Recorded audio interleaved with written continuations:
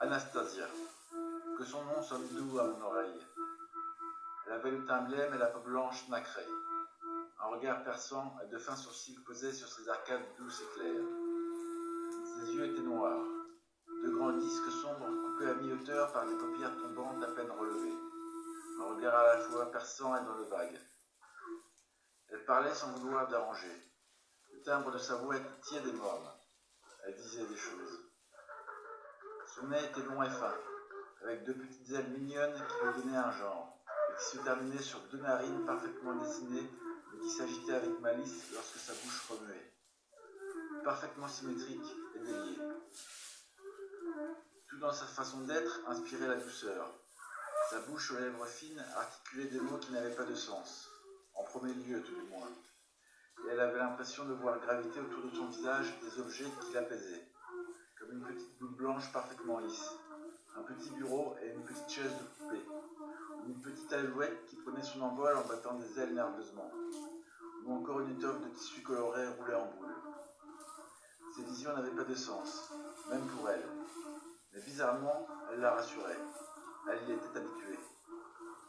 Alors parfois elle semblait ailleurs, à la fois là mais pas là, mais voulait parler. Voulez-vous parler, pour faire votre connaissance, disait-elle, et pourquoi pas vous aider dans le chemin de la vie. Elle était assez grande, une silhouette gracile, et portait une toge en satin clair dont les fils bleutés brillaient dans la lumière du couloir. Ses longs cheveux noirs et soyeux retombaient en grandes boucles torsadées sur ses épaules, une coiffure à l'anglaise. Son petit menton ne bougeait presque pas quand elle parlait de sa voix fragile et fluette, et ses minces lèvres à peine entrouvertes ne laissaient passer qu'un léger souffle d'air qui rendait ses paroles presque inaccessibles, inaudibles. Il fallait s'approcher et tendre l'oreille. Les traits de son visage inspiraient un air de grande noblesse. Elle semblait gentille, douce, à l'écoute. Quand elle venait timidement vers vous, pour faire votre connaissance, elle s'excusait presque, avait peur de vous déranger, et vous charmait par son air tendre et docile. Elle parlait dans un souffle, par vagues et bribes, de mots légers et doux. Tout dans sa manière indiquait le respect et la grande estime qu'elle avait de vous-même, si elle ne vous connaissait pas. C'était naturel. Ses gestes étaient enchanteurs.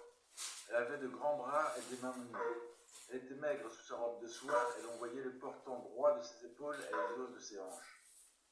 Elle était sûrement pieds nus. On ne les voyait pas car les plis de sa robe retombaient en cascade à même le sol et elle dissimulait, les cachait. Au début, elle n'avançait que très peu vers vous, se tenant à une distance respectable pour ne pas vous importuner, pour ne pas forcer sa présence. Un comportement fragile et délicat, tout en sous-entendu, tout en respect et signe convenu, une grande politesse, une grande sensibilité.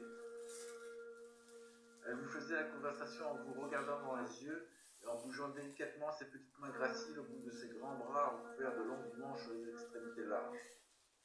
Ce que l'on pourrait appeler son espèce de toge, sa soutane au col ouvert, était parfaitement découpée.